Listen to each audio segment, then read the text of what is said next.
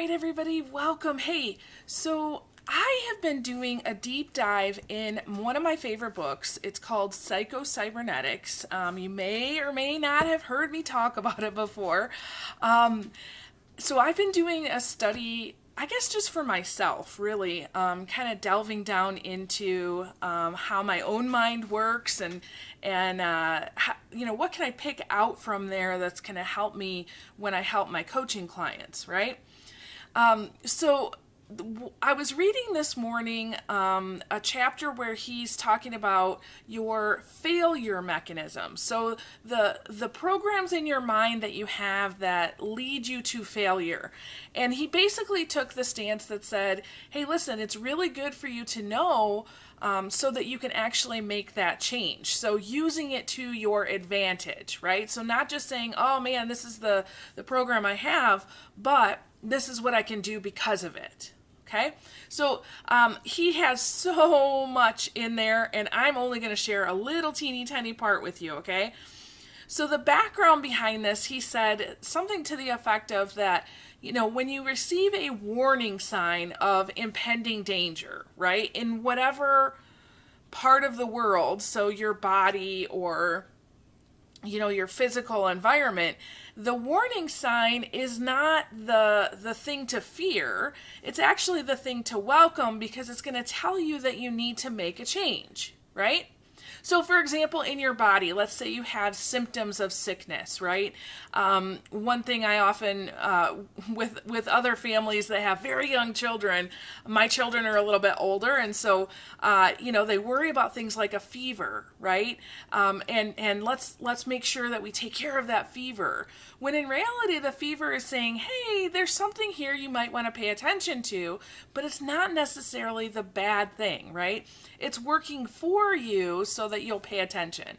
Okay, maybe you have some, if you're like me, you tend to go out and do some physical things, and you don't really pay attention to what it's going to feel like the next day, right? And so the next day you might have some creaks and groans that say, hey, you might want to rest a little today, right? It's not a bad thing. It's just telling you pay attention, okay? If you're out and about and you turn down a road and you see a sign that says, hey, there's a dead end up ahead, is that a bad thing?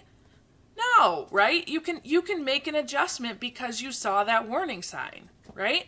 So what he was really saying is understand your own kind of model of failure. So the symptoms that will come up that show you, hey, you need to pay attention to this, okay? And you can apply this to any area in your life, right?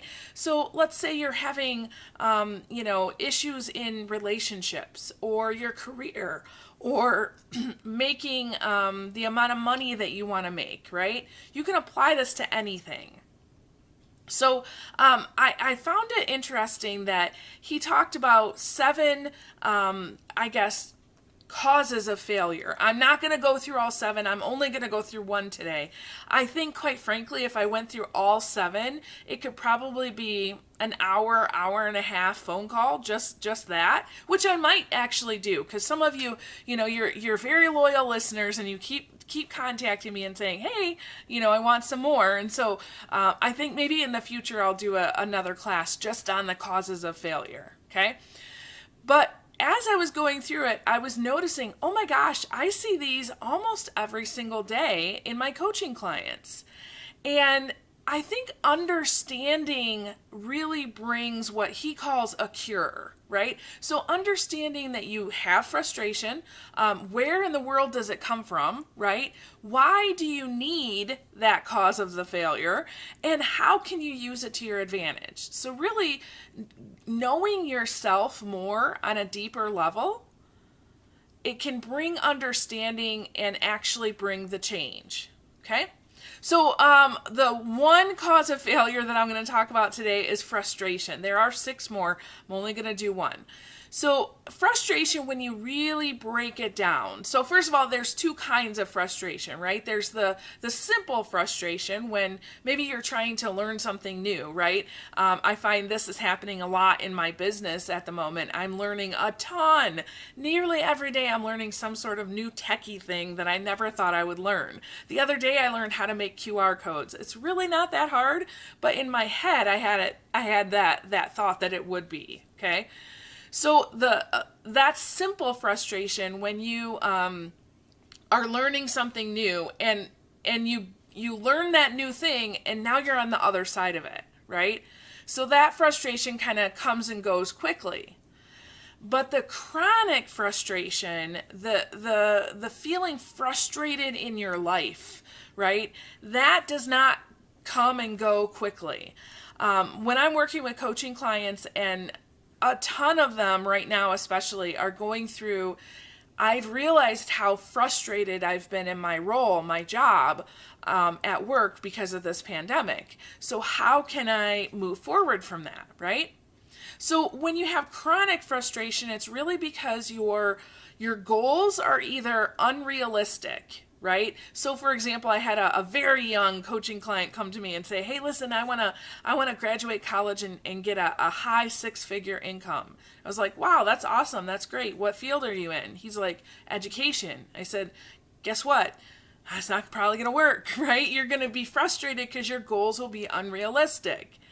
However, another reason that the chronic frustration comes is that sometimes your self-image, how you see yourself, is inadequate, right? So maybe you're not reaching your goals because you don't see how awesome you are. Right? I hear this from a lot of people, especially women, those who are in a career but they have young families as well, right?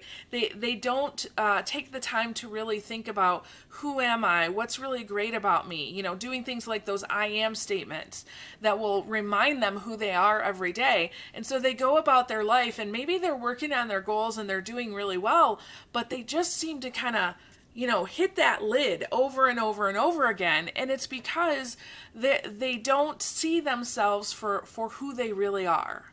Okay. And it's like that self-fulfilling prophecy, right? If you think or say that this thing or this is going to happen or not happen, guess what it is, right? And self-fulfilling prophecy works both ways, positive and negative. Okay.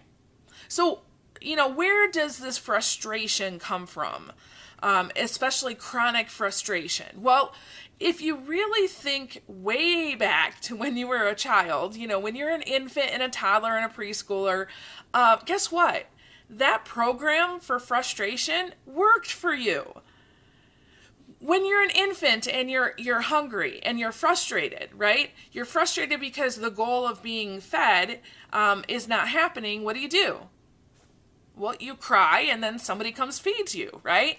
When you're a toddler and you're struggling, I saw this actually in a video not too long ago, a 2-year-old was struggling to put the lid on a jar, right? And really struggling, very frustrated. And eventually what did she do? She threw it, right? And when you're frustrated like that, either you ditch the problem and go on to something else, or somebody in your life comes and rescues you, right? And so when we're young, we learn this program that somebody will rescue me.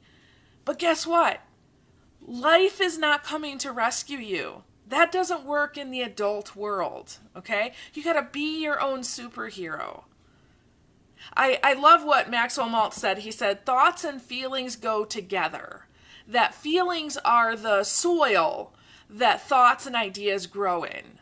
Okay, your feelings are the soil that your thoughts and ideas grow in. And that makes me think of, Emerson, the quote, where your focus goes, your energy flows. What are you focusing on, right? So how many times have I asked you to think about the goals that you want to set for yourself and what feelings are you going to have when you ultimately reach those goals? Right? This is the reason why. Because what we want to do is we want to create a conducive environment in your mind that your goals will eventually grow in. And you see, we're trying to combat that chronic frustration. Okay, so we're trying to tell your brain this goal is not only realistic, but guess what? You are so awesome, you're going to do it.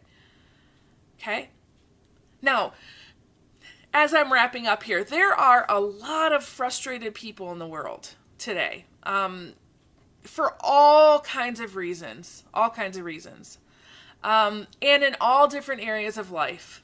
And I'm not going to speak to anything in particular, but I will just say that if you are having chronic frustration about any area of your life, then number one, your goal is probably unrealistic. Number two, you might be struggling with a poor self-image. Or number three, you could be struggling with both. So if that is you, I really want to encourage you to just stop and try to get to know yourself a little bit. Why do you think that you're frustrated? Where are you at with your goal attainment process? When was the last time you sat down and thought about how, amazing you are and how blessed you are? Okay? Now, the challenge I have for you today is to reach out to one person in your life. I don't even care who it is. Reach out to somebody in your life and check in on them. Okay? See, now do this with authenticity. Okay? Don't do this because Michelle's telling you to and you want to check a box. Okay? Reach out to somebody, check in on them. Hey, how are you doing? How's life treating you? What are your goals? How are you getting there, right? And see if you're having this conversation with them, see if you can notice, are they struggling? Are they doing well? And if they're struggling, can you notice the reason why? Okay, do you think that they have an unrealistic goal or they're struggling with their self-image? That's it. That's your only practice today, is to know yourself a little bit and reach out to somebody else and see how they're doing. Okay? Hey, if you ever need anything, please feel free to reach out. I would love to chat with you and maybe answer some questions or give you some other resources, okay? So thank you so much for joining. I really appreciate it. And with that, I release you into the wild. Go forth and prosper. Have an amazing day, and we'll catch you next time. All right, bye-bye.